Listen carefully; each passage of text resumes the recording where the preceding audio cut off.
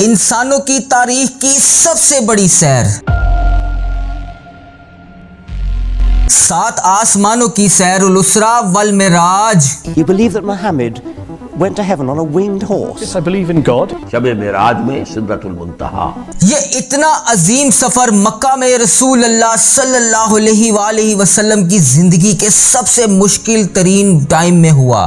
पहले माज़ अल्लाह आप सल्लल्लाहु अलैहि वसल्लम का बायकाट किया गया, फिर आप सल्लल्लाहु अलैहि वसल्लम के दिल के सबसे करीब लोग हज़रत अबू तालिब और हज़रत हतीजा रज़ियल्लाहु अन्हु की वफ़ात हुई। फिर ताइफ शहर में आप सल्लल्लाहु अलैहि वसल्लम को इतने पत्थर मारे गए कि उनके जूते खून से भर गए। एट टॉप डेट आप सल्लल्लाहु अलैहि वसल्लम की सिटीजनशिप भी ख़त्म कर दी गई। उस वक्त जब नबी पाक सल्लल्लाहु अलैहि वसल्लम किसी और की पनाह में रह रहे थे, तो उस मुश्किल तरीन वक्त में अल्लाह ताला ने नबी पाक सल्लल्लाहु अलैहि वसल्लम को इंसानों की तारीख की सबसे बड़ी सैर करवाई। इंसान की तारीख की सबसे बड़ी सैर, 7 आसमानों की सैर।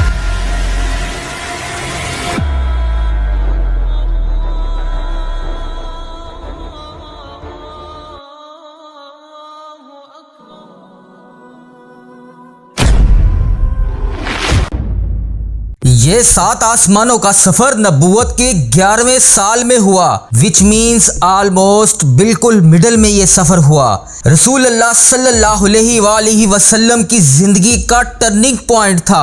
7 आसमानों के इस सफर से पहले आप सल्लल्लाहु अलैहि वसल्लम मक्का में बहुत सख्त जिंदगी गुजार रहे थे, लेकिन इस सफर के बाद आप सल्लल्लाहु अलैहि वसल्लम ने मदीना हिजरत फरमाई, जहां एक नई रियासत के लिए लीडर और बादशाह के तौर पर इनकी जिंदगी बिल्कुल बदल गई। एक दिन मक्का में आधी रात को जिब्राईल अलैहिस्सलाम आप सल्लल्लाहु अलैहि वसल्लम को बुराक से मक्का से जुलूसम बैतुल मुकद्दस की तरफ ले गए। ये बुराक नाम वर्क से निकला है, जिसका मतलब है लाइटिंग, और हो सकता है इसका ये नाम इस लाइटिंग स्पीड की वजह से इसको मिला हो। बैतुल मुकद्दस में आप सल्लल्लाहु अलैहि वसल्लम ने सारे पैगंबरों की इमामत की, और वहां से जिब्राईल अलैहिस्सलाम के साथ आप सल्लल्लाहु अलैहि वसल्लम पहले आसमान की तरफ रवाना हुए। पहले आसमान का दरवाजा इनके लिए खोला गया, और ये दरवाजा हमारे दरवाजों जैसा नहीं था। पहले आसमान में आप सल्लल्लाहु अलैहि वसल्लम की मुलाकात आदम अलैहिस्सलाम से हुई।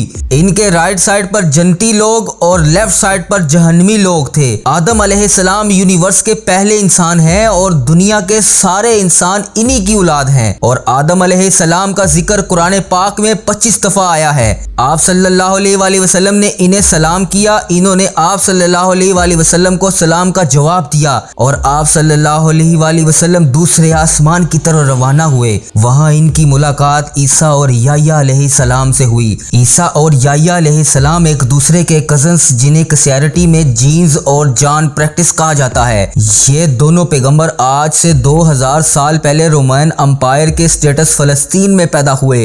इन दोनों कजन्स की जिंदगी बहुत ही मुश्किल हालत में गुजरी। हजरत याह्या अलैहिस्सलाम को एक जालिम हुक्मरान ने शहीद कर दिया था, और इनकी शहादत को भी आज लोग करबला में इमाम हुसैन अलैहिस्सलाम की शहादत से कंपेयर करते हैं।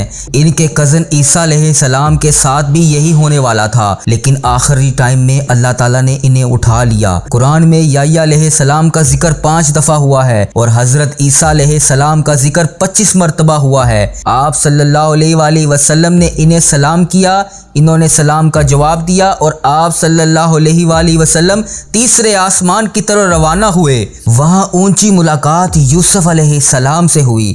यूसुफ अलैहिस्सलाम आज से ऑलमोस्ट 3600 साल पहले फलस्तीन में पैदा हुए। एंड वी ऑल नो कि कैसे वो वहां से इजिप्ट, जो उस जमाने का सुपर पावर था, इसके वाइस रॉय मतलब बादशाह के बाद सबसे ताकतवर वजीर बने। ये ऐसा था कि आज कोई यूके का प्राइम मिनिस्टर बने। यूसुफ अलैहिस्सलाम का जिक्र कुरान पाक में 27 मरतबा हुआ, और ये वाहिद पैगंबर थे जिनकी डिटेल्स कुरान पाक में बाइबल से भी ज्यादा है। आप सल्लल्लाहु अलैहि वसल्लम ने इन्हें सलाम किया, इन्होंने भी सलाम का जवाब दिया, और आप सल्लल्लाहु अलैहि वसल्लम जिब्राईल अलैहिस्सलाम के साथ चौथे आसमान की तरफ रवाना हुए। वहां इनकी मुलाकात अदरीस अलैहिस्सलाम से हुई। अदरीस अलैहिस्सलाम दुनिया के पहले इंसानों में से आदम अलैहिस्सलाम और शैद अलैहिस्सलाम के बाद अदरीस अलैहिस्सलाम को इंसानों का तीसरा नबी माना जाता है और दुनिया में सबसे पहले जुल्म के खिलाफ जहाद इन्होंने किया था। अदरीस अलैहिस्सलाम को दुनिया का पहला साइंटिस्ट भी समझा जाता है क्योंकि इन्होंने पहली दफ़ा दुनिया में पेन कलम यूज़ किया था। पहली दफ़ा आसमान में स्टार और प्लैनेट की मूवमेंट को ऑब्जर्व करके इंसानों की ज़िंदगी आसान बनाई थी। अदरीस अलैहिस्सलाम का जिक्र कुरान पाक में 2 मरतबा हुआ है। आप सल्लल्लाहु अलैहि वसल्लम ने इन्हें सलाम किया, इन्होंने सलाम का जवाब दिया और आप सल्लल्लाहु अलैहि वसल्लम फिर 5वें आसमान की तरफ रवाना हुए। वहाँ आप सल्लल्लाहु अलैहि वसल्लम की मुलाकात हारून अलैहिस्सलाम से हुई। जब मूसा अलैहिस्सलाम पैगंबर बने तो इन्होंने आप सल्लल्लाहु अलैहि वसल्लम से दुआ की कि मेरे भाई हारून को भी मेरे इस मिशन में शामिल किया जाए। तो इस तरह हारून अलैहिस्सलाम भी पैगंबर बने। मूसा अलैहिस्सलाम ने हारून अलैहिस्सलाम को सिर्फ इसलिए चूज नहीं किया था कि इनके भाई थे, बल्कि इसलिए कि हारून अलैहिस्सलाम इसराइल के सबसे बड़े स्कॉलर में से थे। मूसा अलैहिस्सलाम बचपन से फ़िरौन के घर में पले बड़े थे, जिसकी वजह से इन्हें बनी इसराइल की किताबों और स्ट्रक्चर्स का इतना इल्म नहीं था। तो इन्हें एक ऐसे शख्स की ज़रूरत थी जिसके पास इन सारी चीज़ों का इल्म हो, और वो थे हारून अलैहिस्सलाम। आज तक यहूदियों में सबसे ज़्यादा स्कॉलर्स हारून अलैहिस्सलाम की औलाद में से हैं, जिनकी वजह से हारून अलैहिस्सलाम की औलाद को यहूदियों में से एक स्पेशल स्टेटस हासिल है, जिस तरह इस्लाम में सईदों को हासिल है। हारून अलैहिस्सलाम का जिक्र कुरान पाक में 20 मरतबा हुआ है। आप सल्लल्लाहु अलैहि वसल्लम ने इन्हें सलाम किया, इन्होंने सलाम का जवाब दिया और आप सल्लल्लाहु अलैहि वसल्लम छठे आसमान की तरफ रवाना हुए।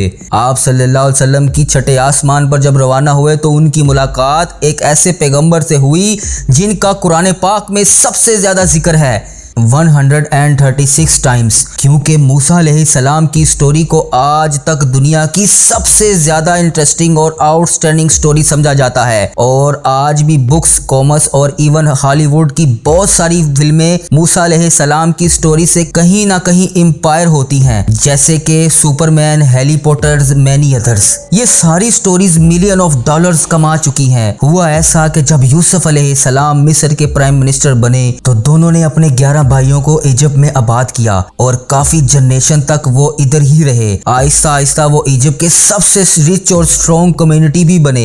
लेकिन ये देखकर मिस्र के लोग इनसे डरने लगे और इन्होंने बनी इसराइल अलैहिस्सलाम पर जुल्म करना शुरू किया और आखिर सारे यहूदियों को गुलाम बना दिया। और बनी इसराइल मिस्र वालों को 400 साल तक गुलाम रहे, जिसमें इन्होंने इन पर बहुत जुल्म किए। आखिर 400 साल बाद मूसा अलैहिस्सलाम के जरिए अल्लाह ताला ने बनी इसराइल को फ़िरौन की गुलामी से निकाल दिया और वहां से आप सल्लल्लाहु अलैहि वसल्लम 7वें आसमान की तरफ रवाना हुए। और जब 7वें आसमान पर पहुंचे तो इनकी मुलाकात इनके great great great green father से हुई। हजरत इब्राहिम अलैहिस्सलाम पिछले हजारों साल से दुनिया की सबसे बड़े रिलीजन्स इब्राहिमिक रिलीजन्स रहे।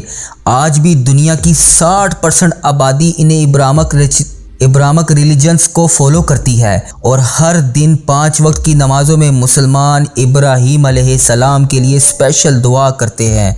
इनके बाद आप सल्लल्लाहु अलैहि वसल्लम सिदरतुल मुंतहा पहुंचे। वहां आप सल्लल्लाहु अलैहि वसल्लम को बैतुल मामूर दिखाया गया, जिसका हर दिन 70,000 फरिश्ते तवाफ करते हैं। सिदरतुल मुंतहा आखिरी बाउंड्री है, लेकिन रसूल अल्लाह सल्लल्लाहु अलैहि वसल्लम को अल्लाह ताला की तरफ से इजाज़त थी, इसीलिए वो जिब्राइल अलैहिस्सलाम को छोड़कर अकेले आगे बढ़े और अल्लाह के दरबार में हाजिर हुए। सुभान अल्लाह। जब आप सल्लल्लाहु अलैहि वसल्लम वहाँ से वापस रवाना हुए तो सहाबा कराम ने आप सल्लल्लाहु अलैहि वसल्लम से पूछा, आपने अल्लाह को अंदर देखा है? तो आप सल्लल्लाहु अलैहि वसल्लम ने कहा, मैं कैसे देख सकता हूँ, वहाँ तो नूर लाइट का पर्दा था। यहाँ इस्लाम का सबसे बड़ा हुक्म मुसलमानों पर फ़र्ज हुआ, नमाज। जो पिछले 1400 साल से पूरी दुनिया के कोने कोने में अदा की जा रही है। इससे पहले नमाज फर्ज नहीं हुई थी क्योंकि मक्का में मस्जिद बनाना इम्पॉसिबल था, लेकिन इंसानों के इस सफर के बाद मुसलमानों ने मदीना की तरफ हिजरत की और वहां इस्लाम की पहली मस्जिद बनाई गई। इसी नमाज की वजह से मदीने में एक ऐसा डिसिप्लिन और मजबूत कम्युनिटी बनाई गई जिसने रोमन और पर्शियन एम्पायर्स दो बड़ी सुपर पावर को फतह कर लिया। इस वक्त आप सल्लल्लाहु अलैहि वसल्लम पर 50 नमाजें मौजूद थीं। जैसे ही आप सल्लल्लाहु अलैहि वसल्लम वहां से रवाना हुए, इनकी मुलाकात मूसा अलैहिस्सलाम से हुई। इन्होंने कहा, या रसूल अल्लाह, आपकी उम्मत 50 नमाजें कभी अदा नहीं कर सकेगी। आप दोबारा अल्लाह के दरबार में जाएं और उनसे रिक्वेस्ट करें। सही बुखारी में भी है कि रसूल अल्लाह सल्लल्लाहु अलैहि वसल्लम वापस गए और अल्लाह से रिक्वेस्ट की, जिस पर अल्लाह पाक ने 50 से कम कर 40 नमाजें कर दी। आप सल्लल्लाहु अलैहि वसल्लम वापस मूसा अलैहिस्सलाम के पास गए तो इन्होंने कहा, या रसूल अल्लाह, 40 नमाजें भी इम्पॉसिबल हैं। आप दोबारा जाकर अल्लाह ताला से रिक्वेस्ट करें और 40 को भी कम करवाएं। वो दोबारा अल्लाह ताला के पास गए और इस तरह आना जाना लगा रहा और आखिर में 5 नमाजें फिक्स हुई। हज़रत मूसा अलैहिस्सलाम के पास दोबारा आए तो उन्होंने कहा, या रसूल अल्लाह, आपकी उम्मत 5 नमाजें भी दिन में अदा नहीं कर सकेगी। लेकिन आप सल्लल्लाहु अलैहि वसल्लम ने कहा, इसके बाद मुझे अल्लाह पाक से नमाजें कम करवाने में शर्म आती है।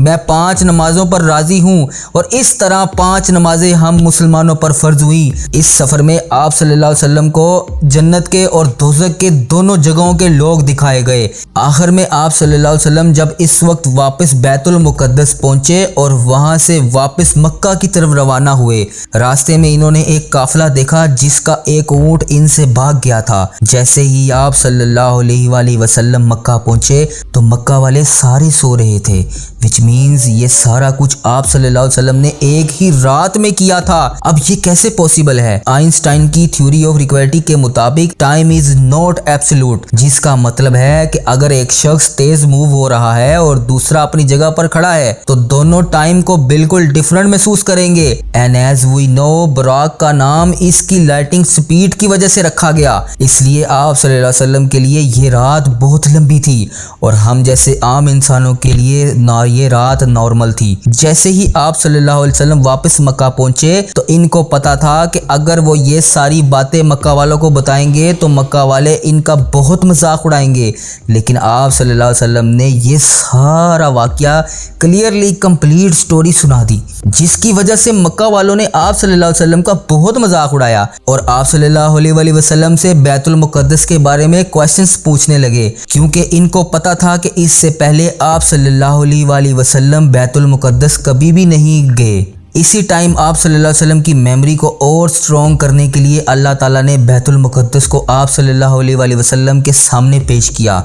इस तरह जिस तरह आप इस टाइम की एक वीडियो देख रहे हैं, मक्का वाले आप सल्लल्लाहु अलैहि वसल्लम से बैतुल मुक़द्दस के बारे में पूछते रहे और आप सल्लल्लाहु अलैहि वसल्लम इनकी हर बात का जवाब देते गए, जिससे वो आप सल्लल्लाहु अलैहि वसल्लम की सारी बातें सुनकर शौक हो गए।